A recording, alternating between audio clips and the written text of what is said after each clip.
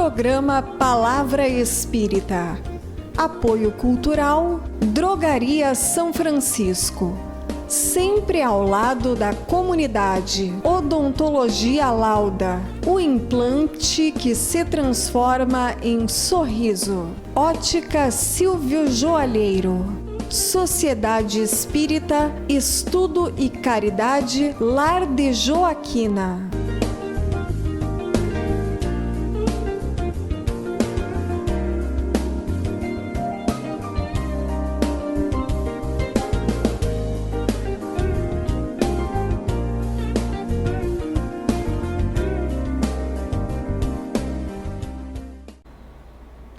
Estamos iniciando mais um programa Palavra Espírita, agradecendo aos nossos apoiadores culturais, Drogaria São Francisco, Lar de Joaquina, Ótica Silvio Joalheiro e Odontologia Lauda. E hoje está comigo uma amiga de longa data, Carmen Colomé, e a gente vai bater um papo pela experiência que a Carmen tem junto ao movimento espírita santamariense. Nós vamos bater um papo sobre diversos assuntos. Mas, antes de mais nada, Carmen, muito obrigado por tu teres aceito o meu convite para a gente estar aqui hoje para bater esse papo sobre espiritismo, certo? Muito obrigado. Eu agradeço muito mais uma vez o convite e é uma alegria poder estar aqui compartilhando algumas experiências, algumas informações da nossa amada doutrina espírita, que nos guia, que nos auxilia tanto, né, nesta encarnação. Então, muito obrigada mais uma vez pelo convite, por estar aqui hoje. Perfeito, quem agradece sou eu. E antes de mais nada, eu já disse para a Carmen, digo agora, para que ele, se vai assistir o programa, veja que eu estou mandando um abraço para o seu pai da Carmen, seu Colomé. Seu Colomé, um grande abraço para o senhor, com desejo de muita saúde e muitos cuidados também, né, Carmen? Isto mesmo. Carmen, eu vou te fazer uma pergunta que a gente conversou sobre o que falar, mas a gente não conversou sobre isso, mas me ocorreu agora, se tu me permite. Essa pandemia, qual é o que o Espiritismo fala a respeito do objetivo, se é que eu posso usar essa palavra, o objetivo para a humanidade de uma pandemia? Olha, esses momentos que nós estamos vivendo têm nos oportunizado muitas reflexões. E eu acredito que muitas lições nós possamos aprender deste período. É claro que cada criatura vai tirando as suas conclusões e vai vivendo esse período pandêmico utilizando das suas ferramentas, das suas experiências, das suas vivências. Mas de uma forma geral, a gente pode compreender que esta pandemia vem como uma grande oportunidade de aprendizado. E dentre estes aprendizados, um deles é que nós não conseguimos e não conseguiremos jamais viver sozinhos. Nós precisamos uns dos outros, né? Então, este senso de responsabilidade, quando eu me cuido na perspectiva que o outro vai estar mais protegido se eu me cuidar, é um dos ensinamentos mais importantes. Também a confiança em Deus, né? No nosso Pai, né? A confiança em Jesus, que é o nosso guia, o nosso grande ídolo, o nosso modelo, né? E que está no leme dessa nossa embarcação e que conduz a Terra da melhor forma possível, de acordo com as nossas possibilidades também. Então, são tempos muito difíceis e veja, não é só para o nosso país, é para o mundo inteiro. Exato. Então, as pessoas das mais diversas raças, comportamentos, culturas, todas elas estão sendo envolvidas por esse processo. Então, acredito que é um processo de possibilidade de aprendermos coisas novas, muitas coisas. Agora, Carmen, cada pessoa reage de uma maneira, não só perante a pandemia, mas perante os acontecimentos da vida. Não só no mundo como um todo, mas dentro da família. certo? Certo. Cada um tem uma visão diferente das coisas, cada um tem uma forma de enxergar diferentemente as coisas de um do outro. Cada um tem um gênio diferente. Exato. E todos foram educados pelos mesmos pais, da mesma forma, com os mesmos rigores, com as mesmas possibilidades, as mesmas liberdades, porque um é tão diferente do outro. Isso é uma coisa genética? Na verdade, a genética estabelece as características físicas, a cor dos olhos, a altura, a compleição física, mas essas outras características, esses outros comportamentos, eles são muito próprios do espírito, que é um espírito imortal. Então, por mais que nós tenhamos 3 filhos educados da mesma forma, a tendência de cada um vai se expressando. Os conhecimentos, as vivências do passado vão se manifestando dentro desta vivência familiar, desta convivência familiar, dia a dia. Então, por mais que nós eduquemos todos do mesmo jeito, cada um vai absorver aqueles ensinamentos, aqueles aprendizados, de acordo com a sua bagagem espiritual, né? De acordo com seus aprendizados, de acordo com as suas tendências, com as suas características. Então, é muito comum, né? Mesmo em famílias mais numerosas, como nós tínhamos no passado, sim, né? Sim. 8 filhos, 9 filhos, mas cada um do seu jeitinho, né? É claro que os pais passam os valores para os filhos, os mesmos valores, né? E eles vão absorvendo na medida das suas possibilidades. Então, a família é esse reduto, muito importante para essas questões, né? Ok, agora é o seguinte, os filhos são, digamos assim, se reúnem lá no plano espiritual antes da encarnação, junto com os futuros pais. Isso. Então fica determinado no seu planejamento reencarnatório que o João, a Maria e o José serão filhos da Joana e do Mário, perfeito? Perfeito. Agora eu te pergunto, como é que eles acabam se encontrando aqui nesse mundo material para se tornarem marido e mulher e esses 3, João, Maria e José, filhos daquele casal? Essas são questões muito interessantes, né? As famílias em geral, elas se organizam a partir de um planejamento reencarnatório. E este planejamento, ele tem o principal objetivo de favorecer o desenvolvimento e evolução espiritual de cada um desses integrantes, né? Então, neste planejamento também há formas de aproximação, né? Muitas vezes nós nos encontramos com alguém que é o nosso vizinho, com quem nós casamos, ou outras vezes alguém vai para uma cidade muito distante, até um país distante, encontra lá alguém, né? Então, a vida também oportuniza algumas situações para que nós possamos encontrar aqueles que estão no nosso planejamento. Mas é muito importante que nós lembremos a palavra planejamento. É um desenho inicial do que pode vir a acontecer. Lembrando sempre que nós todos temos o poder de mudar esse planejamento e fazemos isso durante toda a nossa encarnação. Seja pelo esquecimento, né, que é o que nos dá o mérito, porque as nossas escolhas não são pautadas no que nós nos lembramos, mas sim nas coisas que nós temos possibilidades de escolher hoje.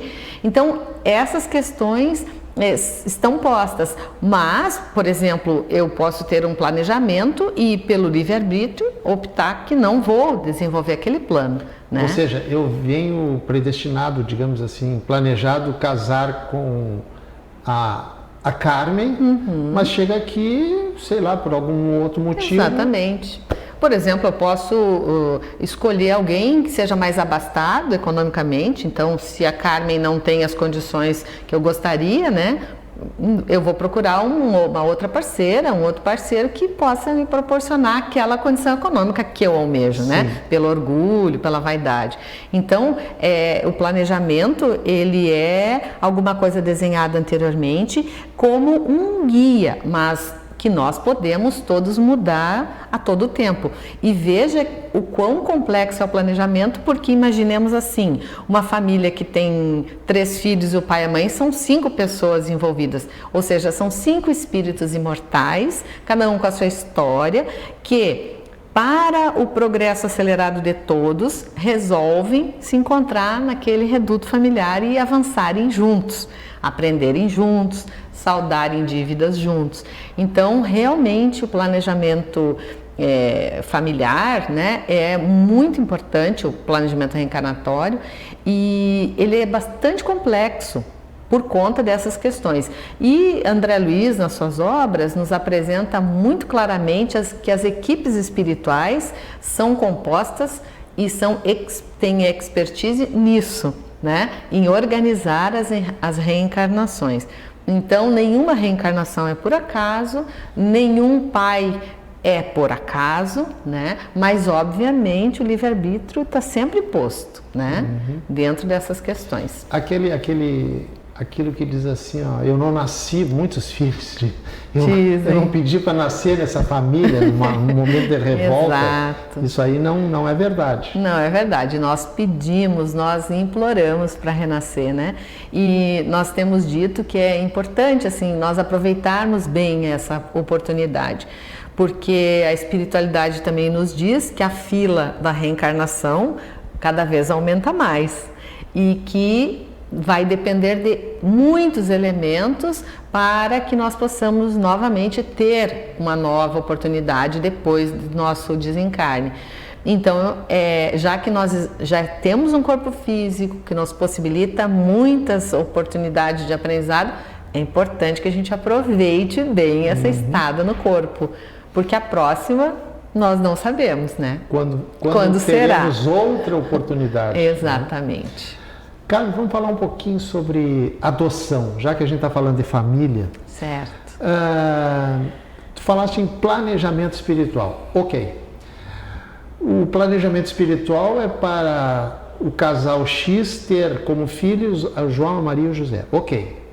Mas no planejamento espiritual também está previsto, digamos assim, alguma adoção? E aí que vem a minha pergunta. Como é que os pais nascem, têm os filhos biológicos e de repente no planejamento espiritual está a adoção de um filho X-lá? Eu quase que vou repetir a primeira pergunta. Como é que eles se encontram?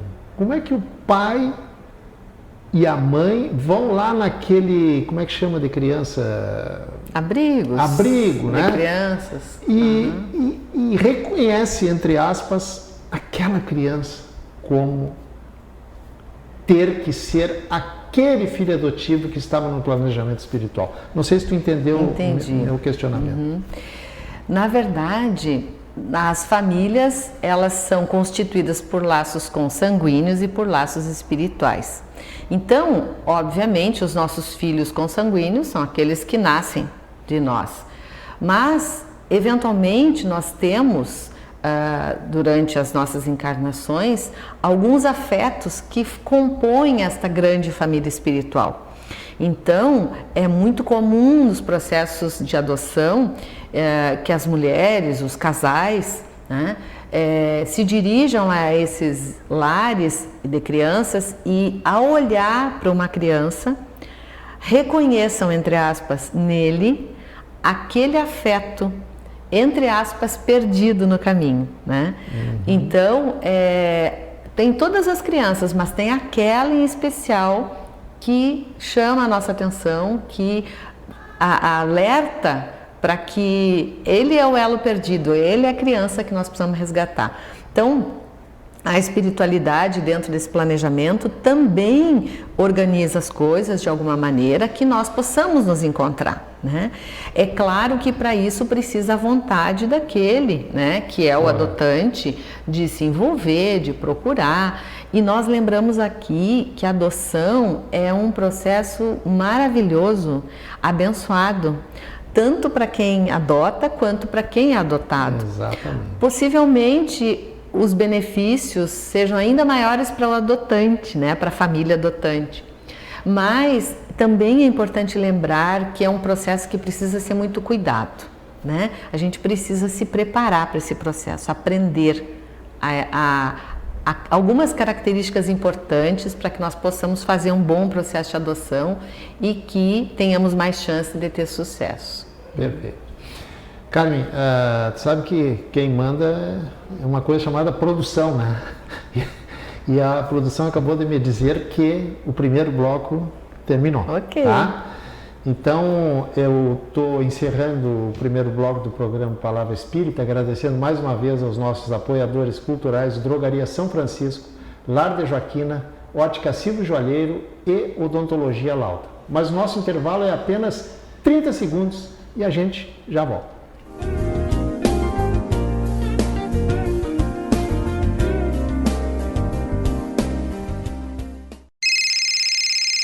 Uma conversa pode transformar uma vida. Por isso, compartilhe conosco aquilo que você não divide com mais ninguém. O CVV está com um número novo. Ligue 188. A ligação é gratuita de qualquer localidade do estado. Atendimento 24 horas. Disque 188 e converse com um de nossos voluntários. CVV, Centro de Valorização da Vida. A linha que faz você seguir em frente. Programa Palavra Espírita. Apoio Cultural, Drogaria São Francisco.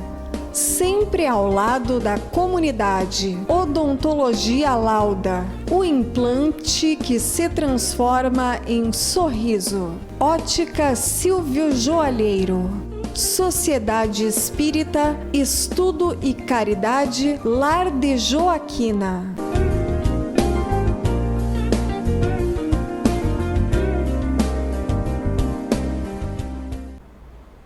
Estamos iniciando o segundo bloco do programa Palavra Espírita, agradecendo mais uma vez aos nossos apoiadores culturais que mantêm esse programa no ar há 4 anos e meio. Drogaria São Francisco, Lar de Joaquina, Ótica Silvio Joalheiro e Odontologia Lauda. E hoje eu estou batendo um papo com Carmen Colomé. A Carmen é trabalhadora do Abrigo Espírita Oscar José Pitã. Eu não sei que cargo tu tens lá no... Eu sou a segunda vice-presidente atualmente. O presidente é o Adalberto Siqueira. o Adalberto Siqueira. Isso, Já trouxe o Adalberto aqui. Isso, e a primeira vice é a Sônia Eisinger, a outra companheira. Como é o nome dele? Ai, caramba, já trouxe Tarcísio. Tarcísio Zambra.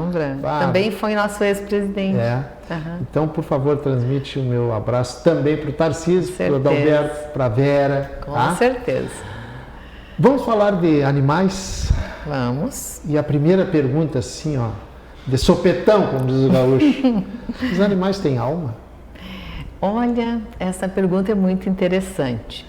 E se os internautas forem buscar algumas informações, tem alguma produção já no tempo do Chico Xavier, bastante informações a esse respeito. E as obras dizem que sim, os animais têm alma. Só que não é a alma assim como a dos humanos, né? Nós podemos entender que os animais são seres em evolução, em processo de crescimento e desenvolvimento tanto quanto nós.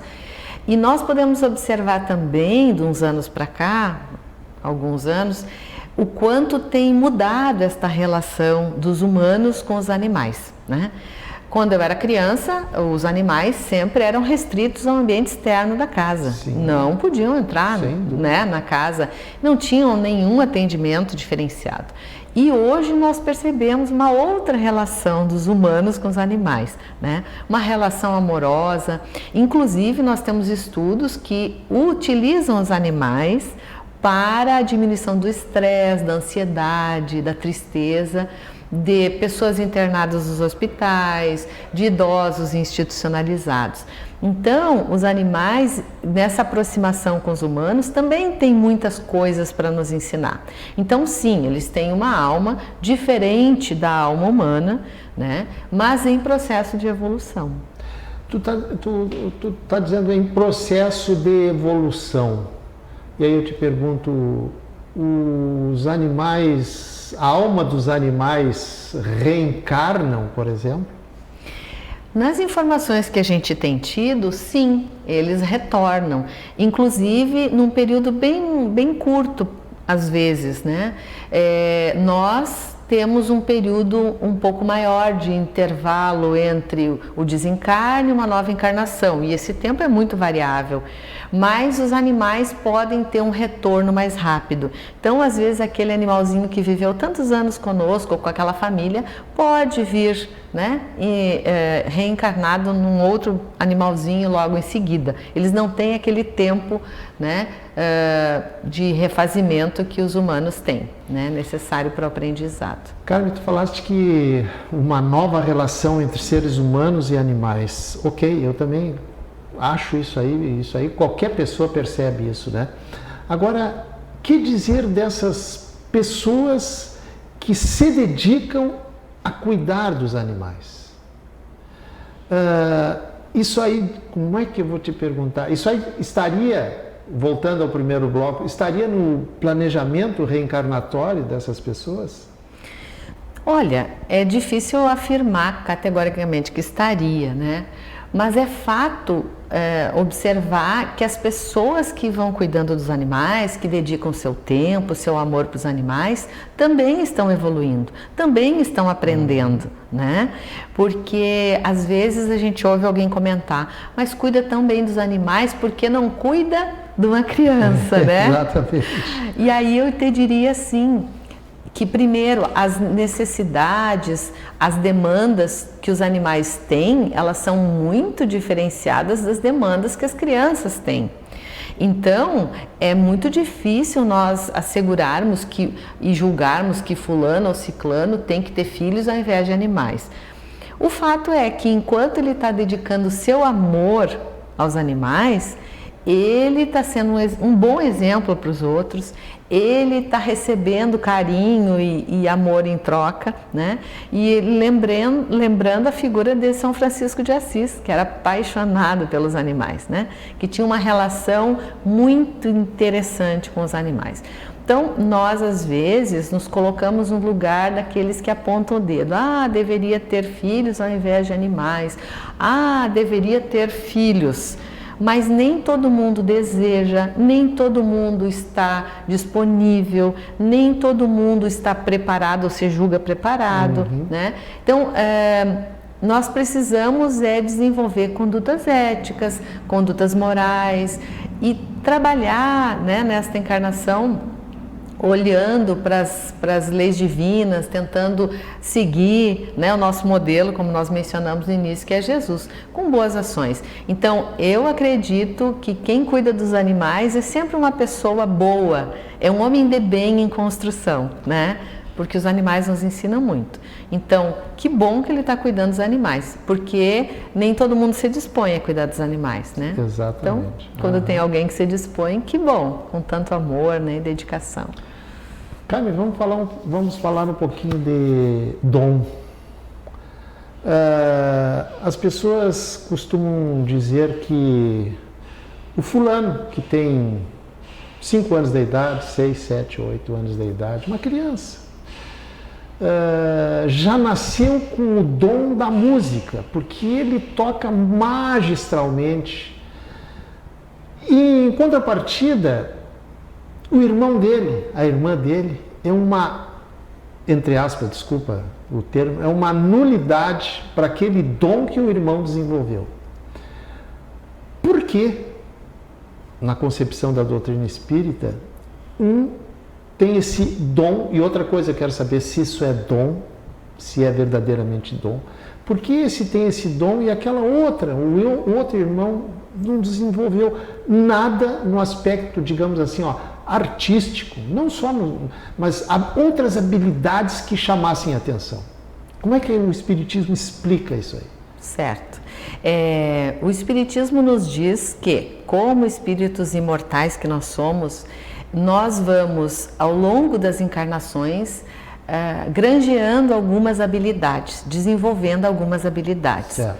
Mas que essas habilidades, elas são construídas pelo nosso esforço, pelo nosso empenho, pelo nosso trabalho.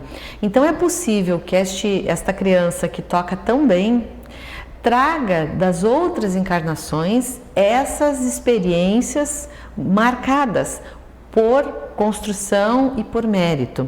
E que a sua irmã tenha outras habilidades que não a da música, que também construiu ao longo do tempo e ao longo das encarnações. Então, as habilidades, vamos chamar assim, ou dons, elas não são herdadas dos pais. Não é porque o pai é um musicista que a criança vai ser, porque ele é um espírito imortal com a sua bagagem e ela é um outro espírito com as suas experiências também. Então, não é que nós não possamos aprender, tudo nós podemos aprender, né? Mas o fato é que nós observamos, por exemplo, que tem crianças que têm habilidade para uma língua estrangeira, outras para outra língua estrangeira. E por que, né? Essa diferença? Pelas vivências, pelas heranças espirituais que nós já temos e, obviamente, pelos estímulos que nós ganhamos, né, na encarnação atual, né? Então, a criança que tem uma habilidade com língua estrangeira, se for colocada num curso, vai desenvolver mais rapidamente aquela habilidade, né? Mas dois irmãos, por exemplo, um pode ter habilidade com a língua, com o inglês e o outro com o francês. Por quê? Porque às vezes nós temos aquelas experiências em outros países, enquanto espíritos imortais, e essa matiz vai aparecendo, essa habilidade vai aparecendo de uma forma mais marcada, né, na encarnação. Então, os dons não são herdados. Os dons são conquistados a duras penas, né, com muito empenho pelo espírito nas suas jornadas, né? Não é alguma coisa mágica que a gente possa adquirir, né? Perfeito. Carmen, isso é algumas pessoas escrevem para o programa, para a página do programa, perguntando: o meu pai, o meu irmão desencarnou faz 6 meses, 1 ano, etc. e tal. Quando é que eu vou poder me comunicar com ele para saber se ele está bem? Existe um tempo pré-determinado para que o espírito que, entre aspas, morreu aqui na Terra, o corpo morreu, Sim. se comunique conosco? Olha, respondendo, inclusive, a essas pessoas, certo? Porque são muitas pessoas que escrevem, né?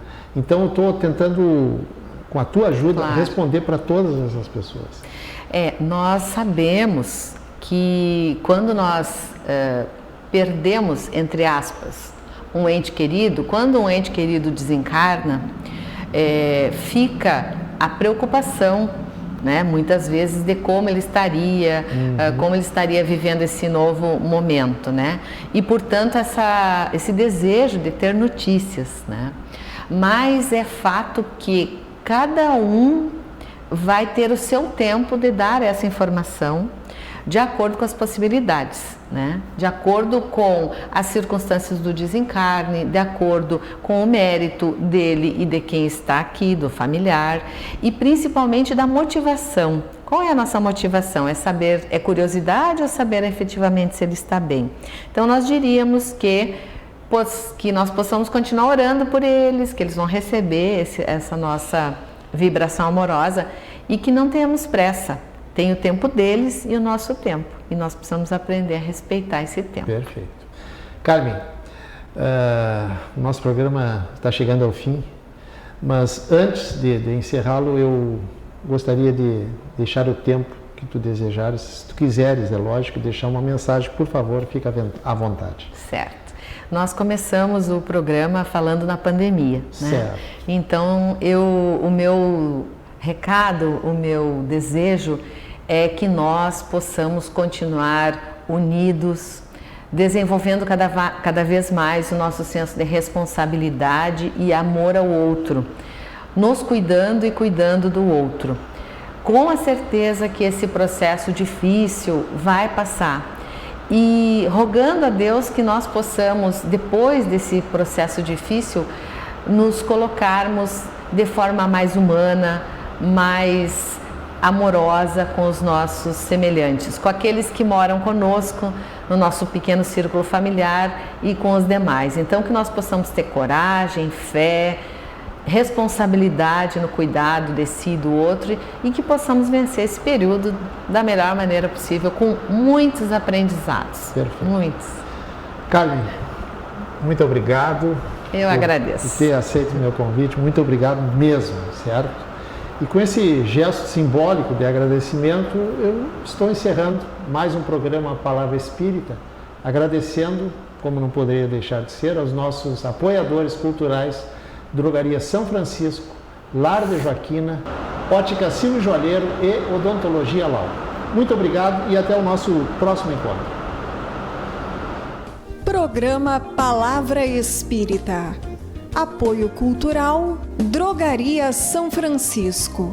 Sempre ao lado da comunidade. Odontologia Lauda. O implante que se transforma em sorriso. Ótica Silvio Joalheiro. Sociedade Espírita, Estudo e Caridade, Lar de Joaquina.